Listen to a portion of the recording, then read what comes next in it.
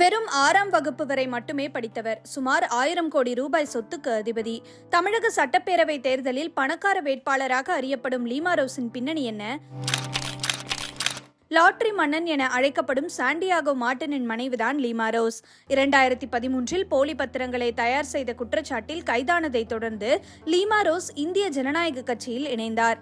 10 ஆண்டுகளுக்கு மேலாகியும் கட்சியில் தனக்கு உரிய அங்கீகாரம் கிடைக்கவில்லை என கூறி கடந்த பிப்ரவரி மாதம் அதிமுகவில் சேர்ந்த லீமாவுக்கு உடனே சட்டமன்ற தேர்தலில் திருச்சியின் லால்குடி தொகுதியில் போட்டியிட வாய்ப்பு கிடைத்தது.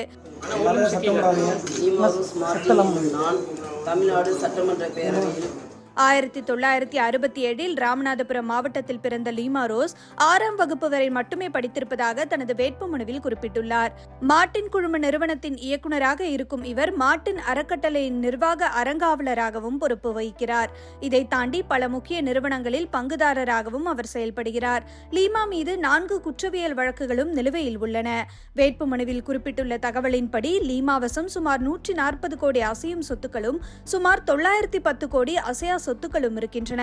இது தவிர கணவர் மார்ட்டினுக்கு சுமார் 4000 கோடியும் மகன் ஜோஸ் டைசனுக்கு சுமார் 600 கோடி ரூபாய் சொத்து இருப்பதாக வேட்புமனுவில் தெரிவித்திருக்கிறார். புதுச்சேரி தேர்தலில் களமிறங்கும் இவரது மகன் சமீபத்தில் தாக்கல் செய்த வேட்புமனுவில் வாட்ச் மட்டுமே 38 கோடி ரூபாய்க்கு வைத்திருப்பதாக கூறியிருந்தது பேசுபொருளானது.